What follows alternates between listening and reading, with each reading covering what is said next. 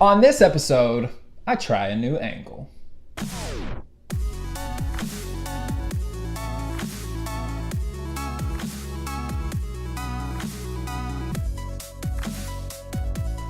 Hey everybody, and welcome to Finish Friday, the show that helps more creative people change more lives. I am your host, Todd B from Tennessee, and I created this show because on a scale of 1 to bouncing back after a long weekend, creating stuff is hard, and finishing creative projects is even harder, especially on a Friday. All right, you guys, so I'm back after the long Labor Day weekend. I hope you had a good one. I know mine was so much fun. The wife and I were helping my mother-in-law with a construction project, and I don't want you to like get misled there when I say that I'm helping my mother-in-law with a construction project. What that means is I'm holding the tools and she's doing the construction. So that's pretty much how that goes in our family. And as much as I would love to like be the man, like the gruff manly guy who builds a whole house by himself, I'm not that guy. I'm not that guy. And you know what?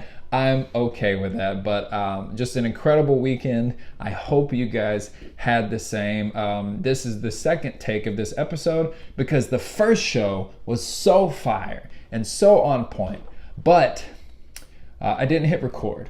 So that, as it turns out, is an important piece of the YouTube filming process. And with that, let's get into today's topic again.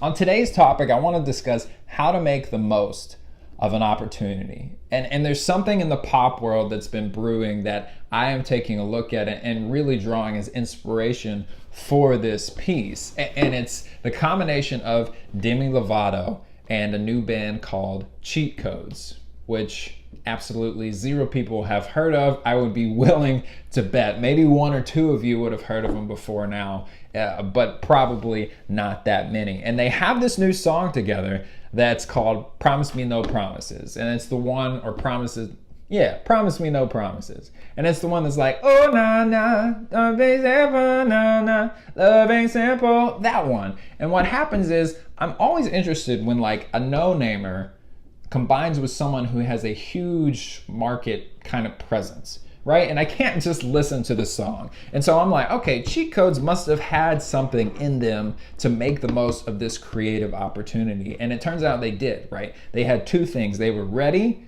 and they were willing. Whenever Demi Lovato was going on this latest tour, right, Cheat Codes got the opportunity to open for them at a couple of events. And so their fans, Demi's fans, got to see Cheat Codes. The small like portion of folks who like Cheat Codes also got familiar with Demi. And these people were determined that they should make a song together. And so after the events, they keep hammering them. They keep following up. They keep saying, you guys gotta collaborate. You gotta collaborate. You gotta collaborate. And eventually like Demi and her team reach out and they say, okay, let's make this happen. Pay really close attention to what happens next. Cheat Codes isn't like, oh my God, this is amazing. Like, what do we do? Let's book some time and like try and nail down a date or a time or some way to get with Demi and work out their crazy busy schedules. No, what happened was Cheat Codes already had a song waiting for Demi.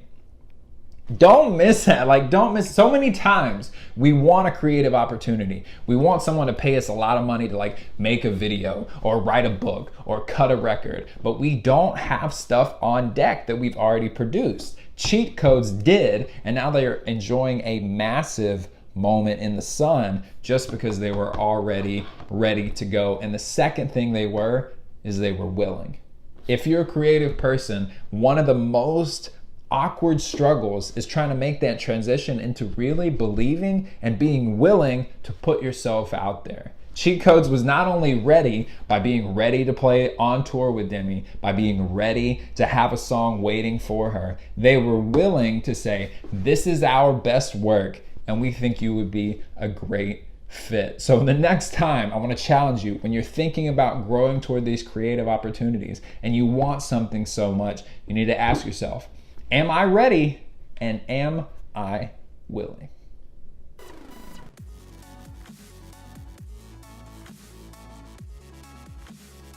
I'm still getting used to my new format, right? I get notes, mouse, coffee's over here. This is like the biggest weird thing, is that this is on my left instead of my right. But this week's question of the week comes from YouTube. You guys can ask a question for the show anytime down below in the comments, or send an email to todd@toddbryson.com, and I will get you on the show. I will answer your question, and I'll give you a little shout out for whatever social profile or website you want to promote. Today's question comes from Nicola. Nicola says, I'm a programmer full-time, but I also like using my free time to expand my knowledge in programming and doing like creative programming work. But I would also like to get back to drawing like I did as a kid, or learn calligraphy. Do you think I should mix programming and drawing, or pursue programming even after work? This is an amazing question. And I think the reason that I wanted to bring it on the show and wanted to address it here is because I know there are so many of us in the audience who we're good at more than one thing, right? And it's okay to admit that to yourself. It's okay to be willing to admit that to yourself. But what happens is we're like, okay, I'm good at this one thing, I'm good at another thing. All of the internet, it seems, and my parents and everyone is telling me I need to go all in on this one thing and have it obsess my every waking moment.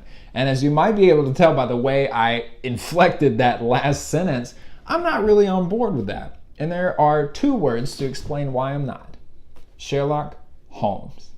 Whenever Sherlock Holmes, and I don't watch the show, so you guys don't blast me out down below being like, did you see episode 29? I don't know the show, but I read the books back in the day. And one of the things that jumped out at me was the fact that Sherlock Holmes would work and work and work and work to solve a case. He would put all of this time and energy into it. He would talk to people, he would get the details, he would do every little thing that he could possibly do to solve the case. But if he couldn't solve the case, he would go, okay, I'll go play violin.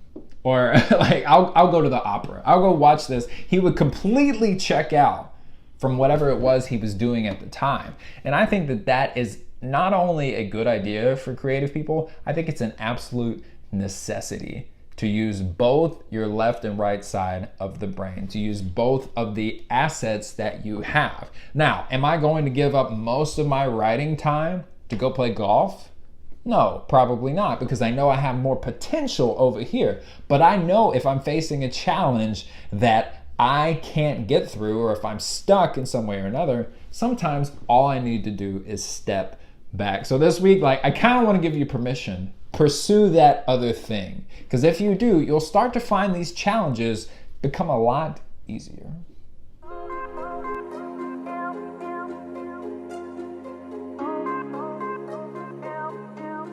Today's artist spotlight goes directly on Taylor Swift. And some of you guys, if you've been watching the show for a long time, you still won't remember episode 2 when I talked about Taylor Swift the first time. For every one Taylor Swift there are 999 Jane Smiths who are spoiled rich girls who aren't doing anything to progress their creative talent. And of course, I'll link that episode down below. And the main premise there is that for every one Taylor Swift, there are 9,000 rich spoiled girls who aren't doing what Taylor Swift has done. But I want to kind of stretch myself beyond that for this artist spotlight to give you something a little more to take away and a little more to chew on.